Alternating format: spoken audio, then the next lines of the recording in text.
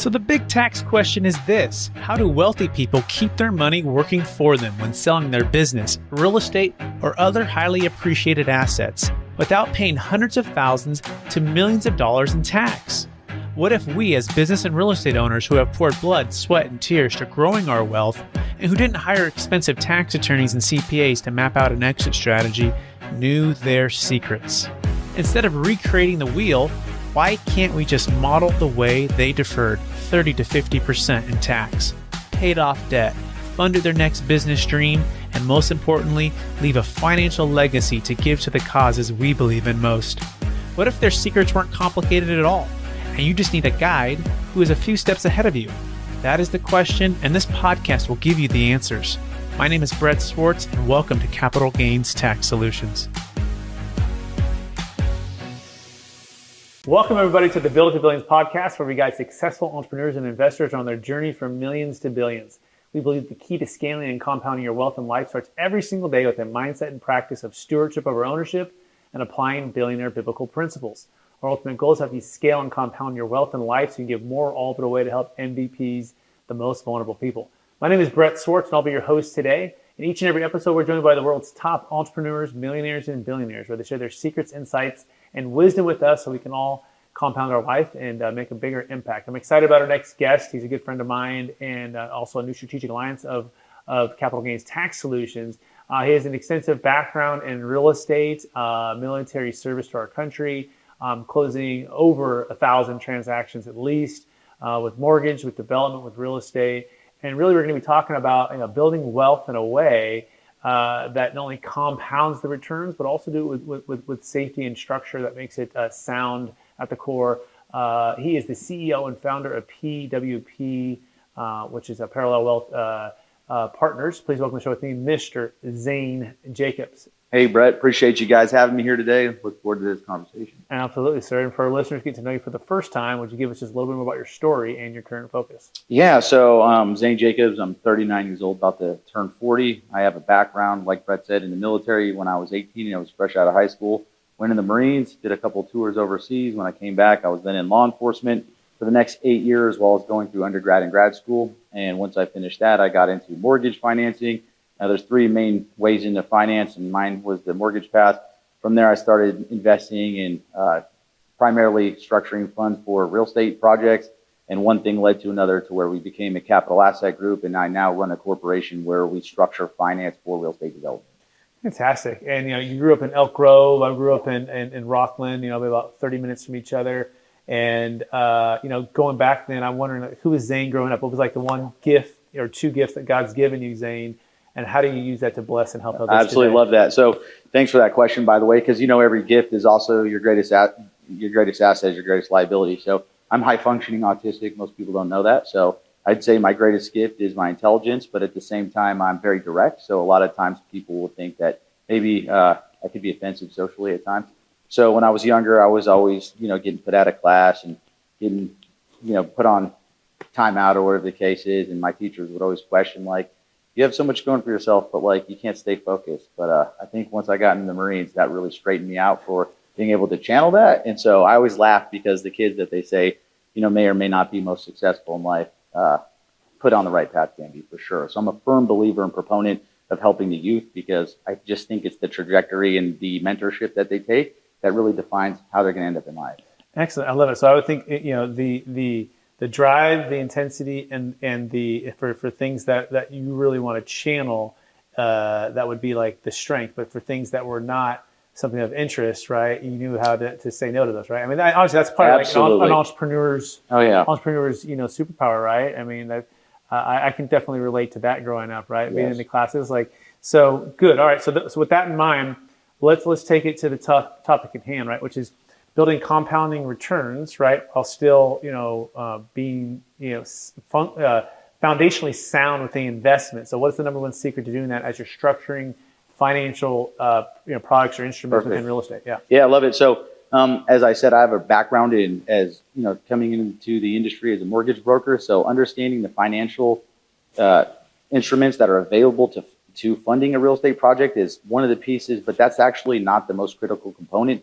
What's the most critical component is the analysis portion. And so what a lot of people don't understand is everything in life, when they talk about wealthy people building asset wealth, it really comes down to equity. So if your money is not sitting in a bank account, it's sitting in some type of asset, whether that be real estate or whatnot, that holds value. And so being able to determine when something holds value and when something's losing value, so an entry or exit point, much like a stock investment, is critical. And a lot of that's overlooked, especially in the real estate space. I have people ask me all the time, well, and going back to what Paul alluded to when you were talking to him about the 2009 crash, well, don't deceive yourself. There was many people that got rich when the market crashed and are continuing to get rich. It's just about understanding when the market conditions are changing, and not just in like a cyclical way where they're talking about market evolution every 10 years and it kind of starts itself over again and goes with the ebbs and flows of generations as they come into the workforce. It's not really even that. It's more about micro networks and how funds are being placed within cities and around city limits. And so I think the analysis portion of it is very critical to investing and becoming successful, and then ultimately being able to drive that with development. Excellent. And for those who may have not caught the last podcast, Paul Bianchi with BT Development, we have a strategic alliance with PWP and Capital Gains Tax Solutions and BT Development. Make sure you check out that episode where we really went through Paul's story as a developer. So Zane, that's number one secret is analysis, right? Making sure you're understanding the entry points, the exit points, what's appreciating, what's not appreciating, understanding that. So that's the number one secret to building wealth. And what actually value add is, right? Yeah. So like I hear all the time, people watch these HGTV shows and they're like, we're going to fix up the kitchens and the bathrooms and put a new roof on. It's going to make a lot of money. And it's like, that's not necessarily true, because the average flip in, say, the greater Sacramento area hosts about an 8% profit margin. Okay, so 8% profit margin, that's not really a sound investment. The market could deviate 5 to 10%. So literally, you're hoping to not break even if you're using that strategy. When we're talking about making equity plays in real estate investing, we're talking about 35% gains. And so consistently. So that's in ever-changing markets in different cities all over California. And how do we make that consistent? That's really the underlying theme of what we're discussing here. Excellent. I love it. And by the way, if you want to learn more about Zane and what he's doing, Zane, what is the website real fast? ParallelWealthPartners.com. Excellent. Let's go to question number 2 on this. Like, what's the number 2 secret to making sure you're building wealth in a compounding way, but also keeping the safety and security with what you're structuring? Okay, so when we look at real estate investing, the LTV ratio, so if you're familiar with lending, loan to value ratio is critical from any analysis perspective, whether it be from formal banks, hedge funds, or any financial institution. The way a bank or a financial firm mitigates risk is by LTV ratio. So the more equity they have in a project when it's completed, the less risk they have. So most construction lenders will lend at like 65% loan to value. So when we structure a real estate project, we're analyzing the cost of construction, we're analyzing the resale values, and we're analyzing market deterioration or deviation. And then we're respectively putting together a pro forma on each project to make sure that we're not above 70% on any project with what we call the ABV, or the after build value. Okay, excellent. So let's bring this to life right now with these first 2 things in sure. mind. We're working on the deal in Truckee right now, 38 unit development, bank foreclosure that you sourced with BT Development and putting it all together. So walk through some of those numbers and then how you're using the analyst part of it, analyzing it, and then the LTV ratios. Love it. So if you look at, this was one project of many we come across. So you'll hear Paul often say things of the nature. He's my cohort on the building side, my counterpart, if you will. You'll hear him say that we pick up projects permit in hand. Well, what I like to tell everybody, and I don't say this lightly, is when we're picking something up at an advantage to us, it's at a disadvantage to somebody else. So like the Truckee project, a builder was, about 45% of the way complete with the project and ran short on liquidity. And after they started running out of money, they could no longer complete that project and actually lost it. So the bank then foreclosed on it, along with various other projects that the developer was working on. And we stepped in, and now we're taking the project over. So what that looks like is not a 1-for-1 exchange. If they have, X amount of dollars and we're not paying them what they put into the project, we're buying it for 50 cents or 40 cents on the dollar. So that extra gain in equity right there at their loss, because they didn't manage it or to your point, steward it properly, is how we look for wins. And so when we do things like that, we'll structure capital stacks. So that's really what comes in play with real estate investing. When there's multiple investors involved or multiple firms involved in structuring a financing of a deal, And so depending upon the length of the project, the need of each investor, what we do is balance each section of that respective to where the project's at and the deliverables on the project. Meaning the Truckee Pinion Creek project is got 10 houses that are done. It's got 7 houses that are already leased out. It's got another 17 houses that are partially funded or partially built between 60 and 80%. So if we're going to use a construction loan on that, part of that loan is going to be securitized against some of the equity of the assets that are already built. And then the funds we're taking in from investment is going to be the hedge side of it is going to be the equity plays. So when those projects or those funds that come in won't be securitized against the actual assets themselves. So when we look at recapturing the funds, we got to figure out in the development cycle, which houses or duplexes that we finish on that do we release first? What are the time frames for those? Who's the prioritization of payoff? Can we then pay off one set of investors and roll it into a bigger loan and then thus increasing the equity to the firm on that backside? And so I do all the analysis involved in that and determine like what's the highest and best use of the appropriation of funds to maximize investment strength. Fantastic. I mean, I love Truckee. Growing up, going to Tahoe, Truckee area, it's one of the most beautiful areas in the world.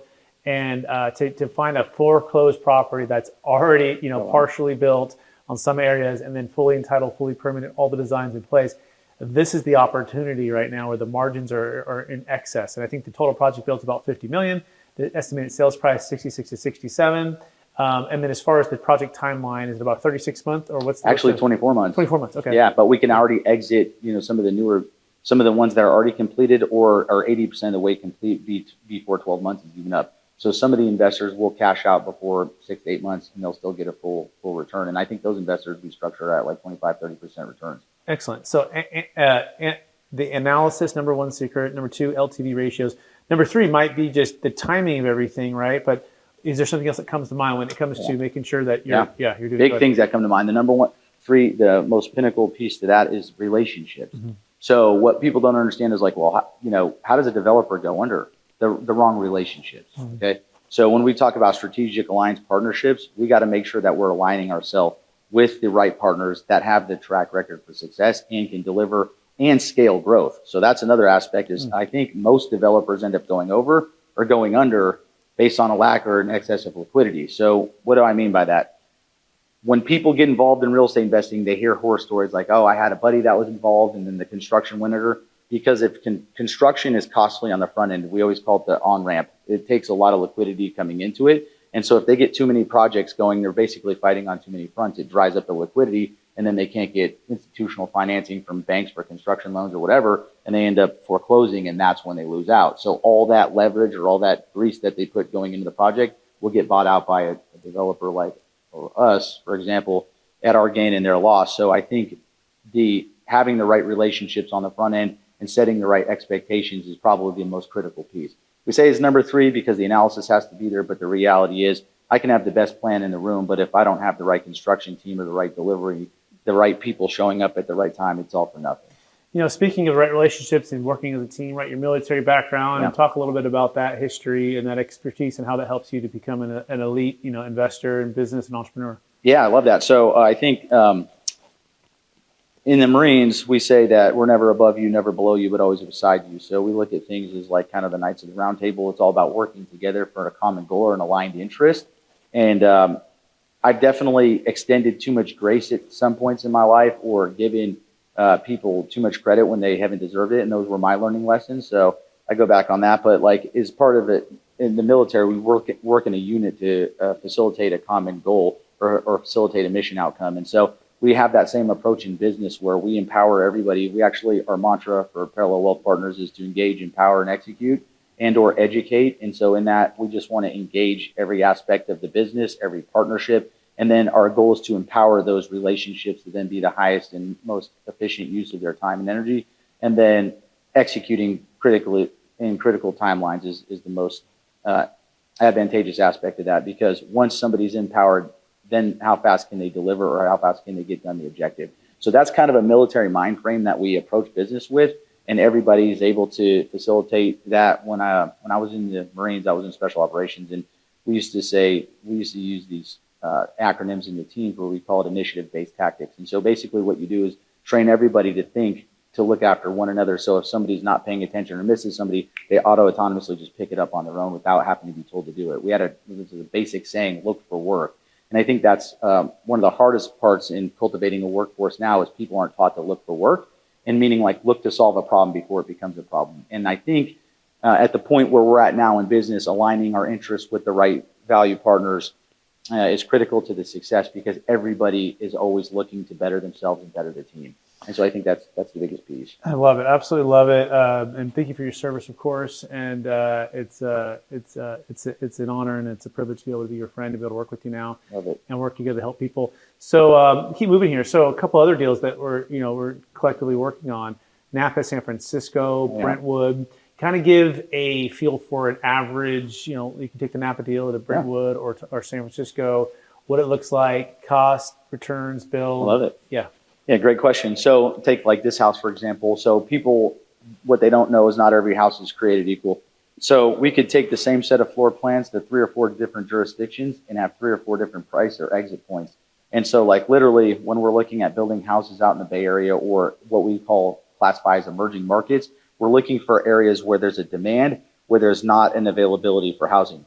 So Napa is one of them. Another area we have going right now is the Pacific Palisades down in the LA area. And the reason why is there was a bunch of fires, as everyone's well aware of, and it burned a bunch of housing down. Well, there's a huge demand for a luxury market out there. So we can build houses that, might sell for $2 million here, that sell for $8 million there. And the cost to doing the build down there is not much different than it is here. So when we're looking at these things, take Napa, for example. Everyone knows wine country. It's a desirable area.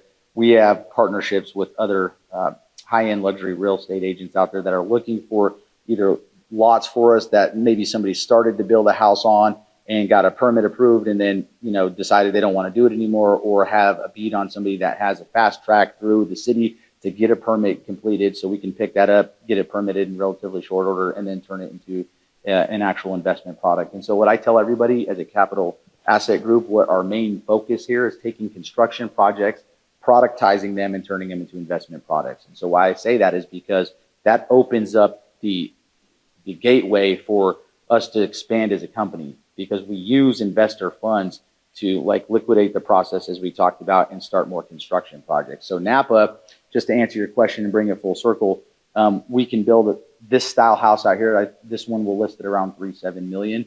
We can build the same house for roughly the same cost out there, and it will list for $7 or $8 million. Mm-hmm. So our average, exit point per square foot, dollar-wise, when you quantify it, is $1,500 in Napa. So let's break it down too for the investor, because it is a loan to BT Development or to PWP, and so they're either second position, but it's secured against the deed and the property. So walk through just that security piece and how it's all packaged together. Okay, so when we look at what a bank would loan or what would be considered, so let me back up real quick.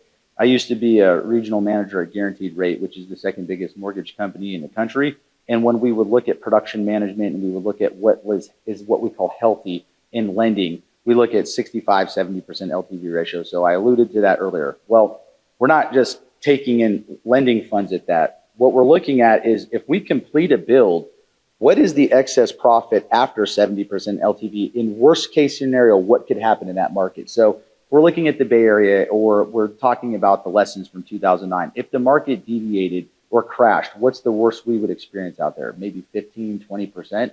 Well, if we're building something that has 35% equity in it, we're securing both the loan from the bank, the construction financing, as well as the investor's loan before we even have an issue, and we still are profitable. Does that make sense? It totally makes sense. And I think it's a key piece to pinpoint on, is that a lot of people that are selling maybe and have massive capital gains taxes used to being the owner. Now they're becoming a lender, not only through our trust structure, which we'll talk about here in a second, but then also when the trust itself can invest and loan to is a better way to think about it, to a group like you guys, and together, there's so much margin that the odds of them losing are very, very low, because the total build is $2 million construction cost, $1 million for the land acquisition. It's selling for $5.5, $6 million. There's so much margin there. That's what we call insulation. Yeah, insulation, right? And so you're de-risking, right, and you have the chance to get excess returns. Well, there's even more. So we go back to that Truckee project real quick. So we said there's 10 properties that are already completed. So let's dive down a little deeper on that. So we have a couple different investors that are looking at, loaning to the project on behalf of BT in order to build this thing out. We also have a hedge fund looking to write part of the construction loan for the acquisition of it. Okay. Well, that same hedge fund also has different clients in it that are looking to purchase short-term rentals. So that Pinion Creek project, it's in like a snowboarding area where people like to go. Those things actually qualify for short-term rentals. So the 10 that we might need to liquidate within the first 6 months, we could also liquidate to pre-existing clients they have. But everyone says that's amazing. But what's the greater piece to it? Bonus depreciation. So if you don't know this, Donald Trump just brought bonus depreciation 2 months ago back to 100%. So for clients that are looking to invest, maybe there's multiple different ways to do this, but maybe when we're looking at the capital stack, they deploy funds from capital gains tax solution in here on a loan, then we build the rest of this project out, and then maybe they end up buying and holding one of them, or a different client, once they're receiving funds back from a different project, buys and holds one of those, and then we can give them the construction valuation cost, and they can depreciate that on taxes. So not only can you defer taxes, you can also depreciate by buying assets. And this is not common knowledge that people would know. Like, what does that mean? If you were to just buy a piece of real estate, depreciating the real estate cost is really equivalent to HUD classifies the lifetime value of a house at 27.5 years. So you can take what would depreciate over time, the asset wearing down in the first year, as a deduction. So what we're doing is giving people the means to do that. If you were to just buy a regular piece of real estate on the open market, no one's going to give you a construction breakout that shows what it costs and what the margins would be, because that would lead to what is needed to do a bonus depreciation.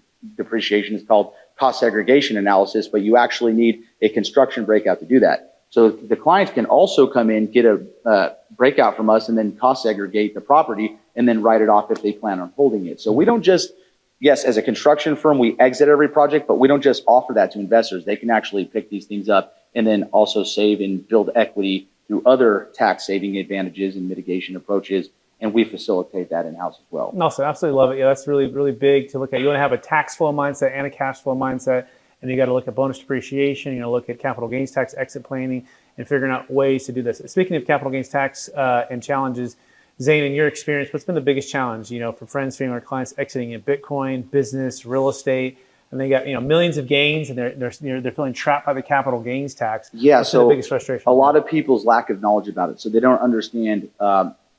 Somebody once told me when I was younger, if you don't have a plan in life, anywhere it'll take you there, because it'll take you anywhere. So they don't actually know what their exit point in life is. So they spend all their time building a company or building something up, and then they exit it, and they're like, okay, well, what do I do with this? Because there's no definition of like where I want to be. Like, do I want to have, $50,000 a month in passive income, $100,000 a month, and what are the vehicles that I need in order to facilitate that? So if I exited this company for $10 million, how does that equate to $50,000 a month consistently? So building a greater plan and investment strategy for that individual, we will also do that in order to then make sense out of what they're going to invest and why they're going to invest. So a lot of people I've seen take losses. They either get too risky, like they'll sell off a company and drop a bunch into crypto because they don't know what else to do with it, and their buddy told them it was a great idea, or they don't know about DSTs in the first place to even be able to defer their taxes, and so they just take the hit thinking that's normal. Or they'll buy a house like this, and they'll overbuild on the house and pay an exorbitant fee for it because they're not aligned with the right partnerships to build this for cheaper than it costs, or facilitating the investment side of that. And so I think that the knowledge is the biggest piece that people lack, and why they take the loss. Does that make sense? It totally does. And speaking of those who may not know about what we're talking about here, you can now defer capital gains taxes on the sale of any asset of any kind: businesses, Bitcoin, real estate, primary homes, stock, by setting up a trust combined with an installment sale method to be able to defer the capital gains tax. In fact, that's why I started and founded Capital Gains Tax Solutions. And so if you have that challenge that Zane is talking about, and you have at least $1 million gain, $1 million net proceeds on the sale of any asset of any kind, you want to go to capitalgainstaxsolutions.com to get started. And we can also save a failing 1031 exchange. We have the best 1031 exit plan. So if you're even thinking about a 1031, still come to us. We'll give you that regular option. If that doesn't work out, you have a backup plan with us, or sometimes we do a little bit of both. But the key is to get started, have a plan like Zane just said, and a place for where you want to go and have an idea for that, and then the vehicle to help you get to where you're trying to go. Go to capitalgainstaxsolutions.com. It's capitalgainstaxsolutions.com. Zane, that being said, are you ready for the lightning round? Yeah. All right. Knowing what you know now, if you could go back to your 20-year-old self, what's the one gold nugget make sure to tell yourself to do? Be a little bit more open. So like, I think in a lot of ways, I see things with kind of a spatial perspective, like possibility, but a lot of people may or may not be at that level. And so if I could look back at my younger self, I definitely had relationships that I should have just left like immediately. So I look back and I'm like, I wanted to help people become successful only to a point of my own detriment. So like I would just keep overextending myself time and time again to try to bring them up to a better level. But in the end, it was me wanting something for them they didn't want for themselves. So if I could give any advice, especially if you're running a business or you're in entrepreneurial space, definitely do what you know is right in your heart, because your vision is going to be dramatically different from other people's visions. I actually had investors come in the office and we do what's called investment intakes. And I had two guys come in one point and they were really excited about doing a project together. And they were like, he's going to put up $500,000, he's going to put up 300,000, and we're, whatever he says, I agree with him, we're going to be good. By the time we left that meeting after 2 hours, they actually didn't want to invest together, and they were questioning whether or not they even wanted to be friends, because their idea of what they wanted in life was dramatically different. And one was actually pushing the other one towards his own idea as opposed to honoring him as a friend. So my younger self, I would definitely say the relationships you get involved with are going to take a toll on you, good, bad, or indifferent. Make sure they're the right ones. Excellent. I love that. Great wisdom. Question number 2. Number 1 book, maybe recommend it in the past year or two. That's not even the question. Samuel 2 in the Bible, for sure. You can see history repeat itself time and time again. If you look at the trials and tribulations David faced on his way through, and on his way through business and on his way up to power, everything's all connected in business. People don't realize, but it is actually warfare. At some point, it's competing interests all the time, and companies are moving against each other, and the space is always changing. And protecting and growing and maturing things is part of the process of business that we need to be mindful of. Amen and amen. Question number 3. What are you most curious about right now? Really what's going to happen in the world. So I feel like I have a bachelor's degree in political science and a master's in administration and finance. And I just, I have a respect. Like I tell people, I'm the most healthy moderate there is. I was far right wing in the Marine Corps. I got my degree in political science at San Francisco State, one of the most liberal places. So I see all sides of it. And I think that we get too hung up on differences politically or socially to where we start letting it influence our judgment about what's right. And so I'm really curious to see if we can come together as a people, because the reality is, partisanship and ideology are polarizing people. The fact is most people just are in the middle. They might wane a little bit to the left or right, but the media shines a magnifying glass on what they think is a salient issue and what they want to promulgate. But most people just want to go to work, have a good life, be able to get to retirement and do the things they enjoy and spend time with their family. And so can we bridge the social gaps and actually help people, even if they look different or speak differently than we do? I think I would love to see America come back to the root of that. We are by essence a melting pot, yet we've caused so much division in the last 5 years. I'm like, this isn't our culture. This isn't America. I love it. Amen and amen. Next question. Number 1 leadership quote or theme that you strive to live by? Yeah, the number 1 leadership quote or theme, do what you say. So it's that simple for me.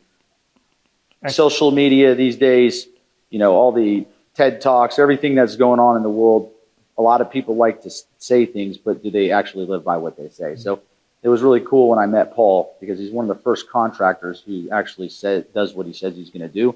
I've done thousands of projects, and long before Paul came in, we started in redevelopment, and I've watched, money go off a cliff, and not because of unsound business decisions, but because of people's ethics. So doing what you say matters. I think, the Bible says honesty is better than flattery, and a good name is better to be had than riches. I think if we take it to the fundamental root, our reputation, our character is 100% contrived on how we conduct ourselves in accordance with what we say we're going to do. Beautiful. Love it. Next question. The best way using ChatGPT or other AI? Okay, so that's a big piece that's near and dear to my heart, because I am educated. I've actually had people ask me, is this ChatGPT? I'm like, no, I've actually read thousands of books and can write. So, ChatGPT and AI are great if you employ them in the right direction, but it can't make decisions for you. It can just go. So to answer your question, I like to use it to shorten the research process. Mm-hmm. You still need to do the research, but I can use ChatGPT to find me the top 10 forums that I need to read on a particular topic, and then I can take that information and synthesize it and actually use it. But if you think it's going to teach you how to make the sound investment and you rely on technology then when something goes south, and it will, or some problem arises, you can't plan, check, and adjust, you're going to be on fire. So never rely on technology to do the work for you. Rely on it as a tool to empower you to do the work. Excellent. Question number 7, and it's kind of our final question. How do you best stay centered in your values and also keep a stewardship mindset over ownership? Okay, so reminding myself of the why, right? So it's easy to get caught up in money and like the wants of life, but the fact of the matter is you can only sleep in one house, you can only drive one car, and you come to a realization, especially like we did in redevelopment when we were working in low-income communities, that there's a lot of people in need. And a lot of people are in need because a lot of people suffer from greed. And so there's enough resources for all of us to be wealthy and to be able to thrive, but they're usually held in the hands of very few people. And so like when I was in grad school, I was in NATO working with the World Food Organization, and I learned that the world produces 3 times the amount of food that the entire inhabitation of the world can consume in an annual cycle, but people keep it from actually being able to be delivered to folks. So that's why there's starvation in the world.